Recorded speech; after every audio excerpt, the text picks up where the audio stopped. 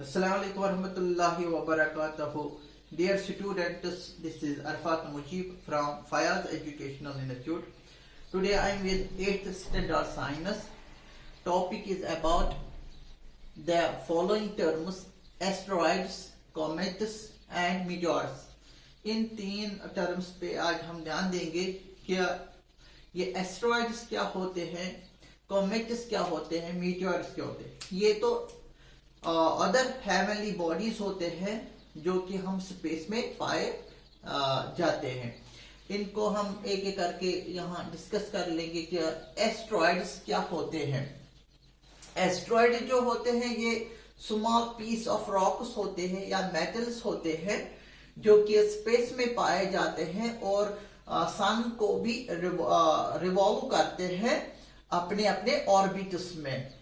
और ये जो एस्ट्रॉइड्स होते हैं ये पाए जाते हैं between the orbits of Mars and Jupiter. जो जुपिटर, मार्स और जुपिटर जैसे प्लेनेट का ऑर्बिट होते हैं, उन ऑर्बिट्स के दरमियान ये एस्ट्रॉइड्स पाए जाते हैं जो कि रॉक के बने हुए होते हैं या मेटल्स के बने हुए होते हैं। तो they are solid heavenly bodies जो इन दो प्लेनेट्स के बीच में आ जाते हैं बैंड ऑफ रॉक्स के सूरत में। कॉमनली इनको कहते हैं माइनर प्लैनेट्स। इनको दूसरे नाम से भी पाए जाते हैं माइनर प्लैनेट्स।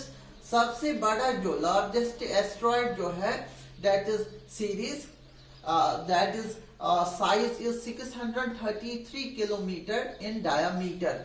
अगर हम देखेंगे ये सबसे बहुत सारे एस्ट्रॉइड्स होते हैं, उनमें से सबसे बड़ा जो एस्ट्रॉइड है जिसका नाम है सीरीज 633 किलोमीटर डायमीटर में होता है। इस अंदाज से आपको पता चलेगा कि ये बिग मैसिव रॉक होता है बाकी एस्ट्रॉइड्स में। खास तौर इसको इस नाम से जाना जाता है। अराउंड अगर इनका नंबर देखा जाएगा इन स्पेस 100,000 एस्ट्रॉइड्स होते हैं जो कि अपने अपने ऑर्बिट में घूमते रहते हैं अराउंड द सन। ये भी घूमते रहते हैं सन के इर्द गिर्द। तो इनका नंबर कितना है 100,000 इन नंबर। तो ये कहा जाता है कि ये कहां से आ गए, ये एस्ट्रॉइड जो होते हैं स्मॉल पीस ऑफ रॉक जो होते हैं ये कहां से असल में आते हैं। ये कहा जाता है ये प्लैनेट्स के ही डेराइवेटिव्स है।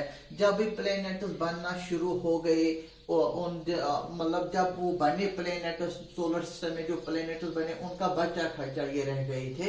और या दूसरा थॉट ये भी है कि ये कहां से डिराइव हो गए हैं, डेब्री ऑफ प्लैनेट्स होते हैं जो कि कोलाइड हुआ, वो प्लैनेट्स कोलाइड हुए हैं मून्स ऑफ द जुपिटर। जो जुपिटर के मून्स होते हैं वो प्लैनेट्स उनसे कोलाइड हो गए तो उनसे ही कुछ बचा खचा निकले डेब्री ऑफ प्लैनेट्स को। इनको कहते हैं कि ये उन्हीं प्लैनेट से डेराइव हुए हैं और अब ये स्पेस में मौजूद है। बचा खचा मैटीरियल जो होता है उन्हीं प्लैनेट से, जब वो प्लैनेट्स कोलाइड हुए हैं पहले मून्स ऑफ द जुपिटर, वहां से ये डेराइव हुए हैं, वहां से इनकी ओरिजिन हुआ है। या कोई कहता है कि जब भी सोलर सिस्टम वजूद में आ गए और उन सोलर सिस्टम में बहुत सारे प्लैनेट्स बने, उन प्लैनेट्स में सारा मटेरियल यूज्ड अप नहीं हुआ है, जो बचा कच्चा मटेरियल रहा है रॉ मटेरियल वही ये वहां पे ये एविडेंसेस भी है कि जो उन्हीं पीसेस से वही बचे कच्चे पीसेस रह गए हैं जो कि आजकल हम देखते हैं between the Mars and Jupiter's. तो वो दूसरा थिंकिंग है, दूसरा थॉट है इनकी डेराइवेशन से, इनकी ओरिजिन की बात अगर हम करें। दूसरा जो हेवनली बॉडी जो है कॉमेट्स। कॉमेट्स कहा जाता है these are the bright star like objects. These are not star, they are star like objects. They are bright in light, bright with long tail. जब भी ये अप्रोच कर रहे हैं ये अपने इलिप्टिकल, इनका भी अपना ऑर्बिट होता है, इलिप्टिकल ऑर्बिट में जब भी ये सन के नजदीक पहुंचते हैं they forms a size of the tail form. ये टेल फॉर्म आ जाते हैं। ये इनका हेड होता है और टेल पार्ट होता है, हेड पार्ट और टेल पार्ट। जब भी ये सन के नजदीक होते हैं ये एक स्ट्रीक ऑफ लाइट बनाते हैं जो रिप्रेजेंट करते हैं इसका टेल पार्ट और हेड पार्ट इसका टुवर्ड्स द सन होता है। तो ये कॉमेट जो होते हैं ये अपने अपने इलिप्टिकल ऑर्बिट में घूमते रहते हैं अराउंड द सन। तो स्टार लाइक ऑब्जेक्ट्स होते हैं, जब ये सन के नजदीक पहुंचते हैं क्या इनका ऐसे टेल फॉर्म वहां पे आ जाती है। टेल फॉर्म ये कोमेटस होते हैं। आगे इनका हेड पार्ट होता है ब्राइट व्हाइट लाइट कलर का हेड पार्ट और स्ट्रीक ऑफ लाइन जो रिप्रेजेंट करते हैं इसका टेल पार्ट। जब भी ये कहाँ पहुंचते हैं सन के नजदीक घूमते रहते हैं। इनको बहुत टाइम लगता है सन के इर्द गिर्द चक्कर काटने में। तो और इनको इनमें से कुछ कॉमेंट्स जो होते हैं वो पीरियोडिक कॉमेंट्स होते हैं, वो टाइमली अपीयर होते हैं इन द स्काई। जैसे कि एक एग्जांपल है हैरिस कॉमेट, वो ये अपीयर होता है इन the sky 76 years ago. 76 years के बाद ये वापस दिखाई देता है। पहले इसको देखा गया 1910 में, फिर आफ्टर 76 ईयर्स फिर इसको देखा गया 1986 में। अब एक्सपेक्टेशन से हम इसको देखेंगे हैरिस कॉमेट को 2062 में। तो जो हैरिस कॉमेट है it is an example of periodic comet. Periodic comet जो कि टाइमली इंटरवल में अपीयर होते हैं इन द स्काई। तो कॉमेट जो होते हैं ये पीरियोडिक कॉमेट्स कुछ इनमें होते हैं, इनका भी नंबर बहुत बढ़िया होता है। कॉमेट जो होते हैं ये धीरे धीरे डिसअपीयर होते हैं जब भी ये इलिप्टिकल ऑर्बिट सन अपने इलिप्टिकल ऑर्बिट में रिवॉल्व करते हैं सन के इर्द गिर्द। तो धीरे धीरे जब भी ये सन के नजदीक पहुंचते हैं वहां ये बिल्कुल डिसअपीयर होते हैं। मतलब इनका जो मास होता है असल में ये बने हुए होते हैं फ्रोजन आइस पीसेस। जब भी ये वहां सन के नजदीक आता है सन के हीट के वजह से जो आइस पीसेस होते हैं सॉलिड आइस पीसेस पार्ट के जो बने हुए होते हैं वो गैसियस स्टेट में जाके एस्केप हो जाते हैं। धीरे धीरे इनका साइज घटता जा रहा है जब भी ये सन के नजदीक आते रहते हैं। तो मतलब दे आर डिसअपीयरिंग ऑब्जेक्ट्स। हाँ, ये कुछ नए भी बनते कुछ ये डिसअपीयर होते with the passage of time. तो अगर हम दूसरे हेवनली बॉडीज की बात हम कर लेंगे meteors, these are also known as the bright stars।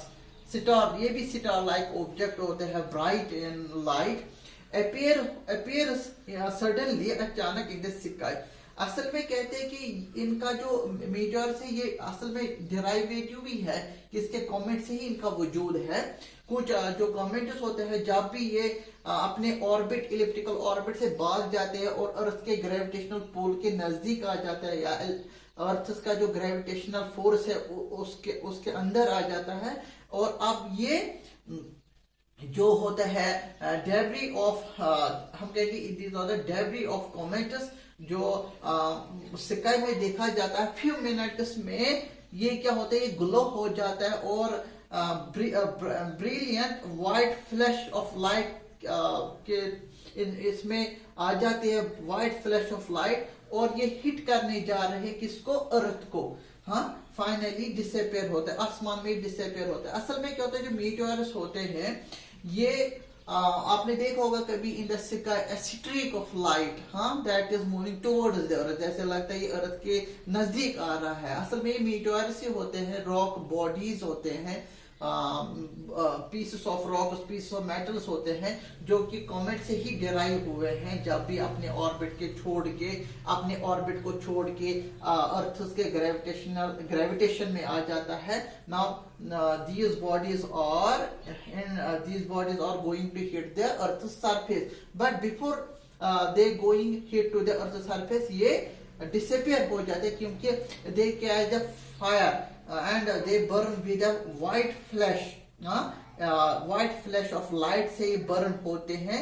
ये आसमान में उस वक्त दिखाई देता है light streak white flash streak of light आसमान में जो अर्थ का जो एटमॉस्फेयर है इसका इम्पोर्टेंस होता है खासतौर जो एक लेयर आती है अर्थ के एटमॉस्फेयर में, that is a mesosphere. Mesosphere में ये मीटोर जो होते हैं, दीज रॉक, स्पेस रॉक जो होते हैं, ये बर्न अप होते हैं, बर्न होते हैं, जल जाते हैं, और हमारी अर्थ बचती है इसको हिट करने में। अगर ये हिट करते हैं बहुत सारा नुकसान हो सकता है इनसे, हिटिंग से।